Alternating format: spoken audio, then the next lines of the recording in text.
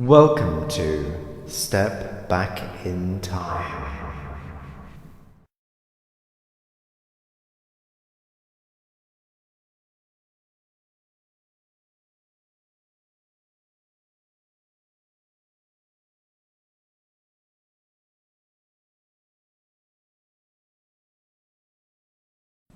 I joined London Lighthouse in January 1990, and I left there in 2001 because I was moving to Amsterdam.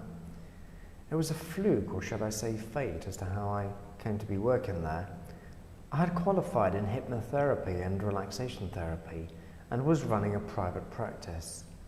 I had been volunteering at the Terrence Higgins Trust in London as secretary of their interfaith group, and had also trained up as a buddy or befriender for a person living with HIV or AIDS. And my life had been touched by HIV and AIDS, as several of my best friends had died. Looking back, it all seemed such a scary time, and people needed reassuring. I sent several of my therapy calling cards out to London Lighthouse and also to the Landmark in Tulse Hill, and then gave it no more thought. Then, out of the blue, I got a phone call from Savina, one of the nurses at Lighthouse, asking me to contact her. I went in and immediately felt at home there. The atmosphere was just so calming.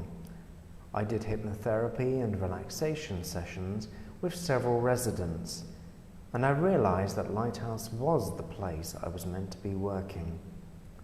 I did some voluntary work for a month or so, and then had a meeting with Philip, head of residential unit at the time. Then I became a member of staff. The rest is history. I also did a lot of work with the counselling department, and after that, daycare opened and I transferred into there. At around the same time, I started working part-time for Landmark. There are so many memories, people and events and what went on there. I don't really know where to start. How do you select from 11 really special years of your life? I suppose it's memories of people that stand out more than anything. I can still remember many of the individual therapy sessions. I loved the diverse mix of people at Lighthouse. It was like a micro world with people from all walks of life coming and going. A world where life and death seemed magnified, I guess. People were so genuinely supportive, and you knew you had a shoulder to cry on if you needed it, and you could offer the same to others. Out of people, I suppose I remember Sarah and her dog Lucy very well. Sarah wanted to turn her life experience into a play, and so we worked on that together in the therapy sessions, and she asked if I would play the character of her former partner. I was hesitant and nervous about treading the boards at Lighthouse, but she said she found it so therapeutic to reenact her experience, and we played to an audience in the Ian McKellen Hall located on the ground floor at Lighthouse.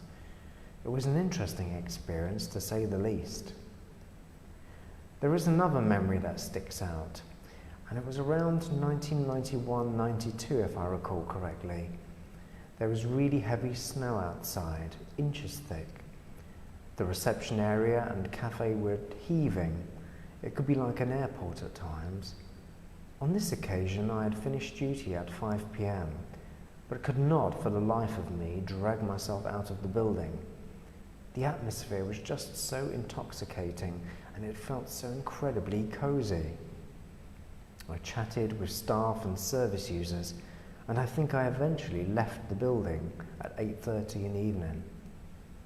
There were other times like that when it felt so safe to be in there, and then it was time to make ourselves vulnerable in the outer world again. Working at Lighthouse was never a 9-to-5 experience. I don't think I ever left on time. Another memory was of the lovely Michael on reception. Local kids used to knock on the window, and Michael would get up, grab a handful of condoms from the bowl on the desk, and take them out and say, "There, now enjoy." I think the kids found a friend in Michael, and how he enthused in telling me he had been over to KP, Kensington Palace, for tea with Princess Diana twice. An old queen having an audience with a younger princess, he told me. There were some lovely souls who passed through those doors, and they were really my teachers in life and death. There were occasions when there was incredible intensity in the building. Whenever someone died on the residential unit, a candle would be lit and put on the reception desk.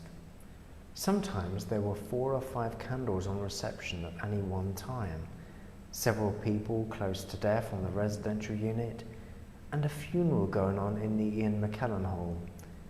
The atmosphere was heavy, but we managed to find lightness in the gloomiest of days.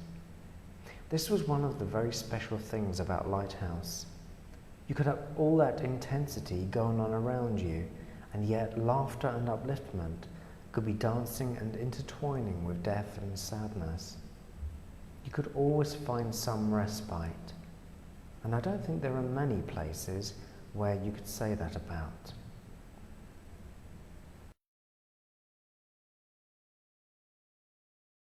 There was also the lighter and glitzy side, when celebrities would walk through our doors. Who can forget the media frenzy and reception during Liz Taylor's visit, or the buzz when Princess Diana was visiting? Lighthouse saw it all. I was fortunate to have met with Princess Diana twice. On the first occasion, she came on an official visit in 1992.